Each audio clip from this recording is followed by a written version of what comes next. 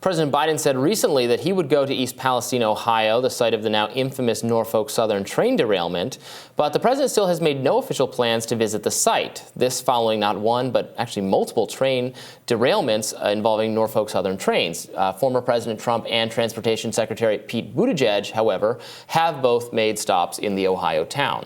Ohio Governor Josh Shapiro said Monday that he secured commitment from Norfolk Southern to pay millions of dollars to cover the costs of last month's disaster. Here to dive into the economic impact of this latest debacle is Jessica Burbank, an economic policy analyst and content creator. Welcome. Hey, thanks for having me.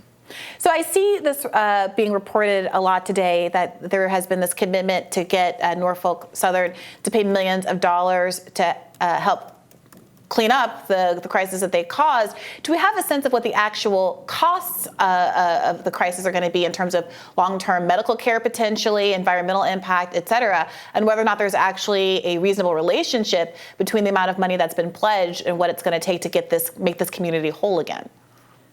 Right. Yeah. The main concern, of course, is the long-term medical costs to the people living in the surrounding counties, Beaver and Lawrence County.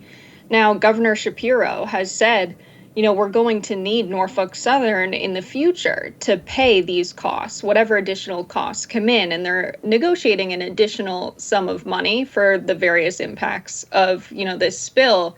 But if just 1% of the population living in Beaver and Lawrence County end up getting cancer, you're looking at $2.8 million. And that's just if 1% of the people in those two counties get cancer. Now, there's a huge watershed that will be impacted by this. And we haven't heard a clear discussion from Norfolk Southern or the folks involved with this analysis. So the NTSB, the National Transportation Safety Board, they're not really looking at the full extent of the potential people that will be impacted by this. There are 10 class action lawsuits.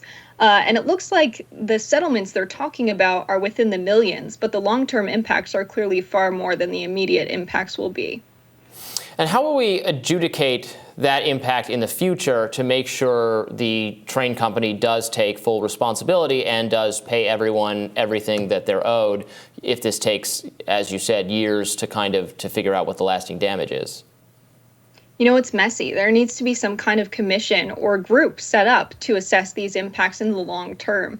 The problem with a lot of these class action settlements is people who are plaintiffs might get excited and say, this seems fair to me right now. And they might not think of the long term, and there might be legal provisions that lock them in. This is settled. You can't sue again after this. That would be a double jeopardy type of situation. So it's really important that anyone who's a plaintiff in these class action lawsuits doesn't sign off their rights to then sue again if years down the line they end up contracting cancer. Because right now you have all these federal agencies saying that, the air is clean, the water is clean, but then people are taking showers and falling ill. People are not drinking the water because they feel ill when they drink it. We can't imagine what the long-term impacts will be. We know that vinyl chloride and many of the chemicals involved in this spill and explosion are carcinogens. So that's a huge concern. Yeah, it's going to be difficult. And I find that element of this very interesting because, given the larger or the broader political context over the course of the pandemic,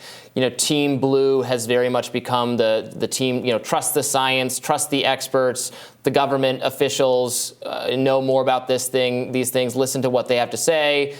And in this context, right, the government officials are like the EPA have said, oh, yeah, it's safe. Everything's fine. You can drink the water. Look at it. They have the mayor and an official drinking water. We've seen that video.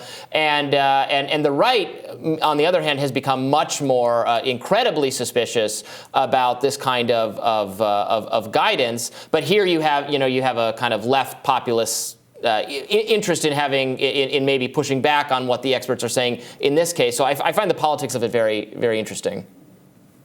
Yeah, I don't know if it's that cleanly divided, right? You have folks on the ground who are just everyday working people, some of which who voted for Donald Trump, who have said, I would expect any leader to come in here and visit this location and talk to the people here and really see what's going on. That's not an expectation I'd have of Biden now that he hasn't shown up and visited. That's an expectation they'd have of Donald Trump as well. And it seems that they have consistent complaints. Regardless of who's in the highest office, they would expect federal agencies to probably do a more thorough job. You have President Biden setting federal agencies door to door to talk to folks in East Palestine, that's not really the right response. I think we need to have folks saying, okay, here is our step-by-step plan. If you're making this complaint to the folks at the door, they're not going to pass you off to some state agency or nonprofit and expect all of the problems to be solved. They should be gearing a lot of their research capacity toward exploring what the long-term impacts of this are and be really clear to the people in East Palestine what that approach is. I think the main problem here is we're getting little to nothing from the United States government on this. I mean, we have some folks who represent East Palestine in Congress who are very upset about this, and we have the governor pretty much on this, harassing people in federal agencies saying, we need more attention here. But I think at the end of the day, people want more regardless of what side of the aisle they're on. This is their livelihood. Yeah, and it's worth noting what the federal government could be doing.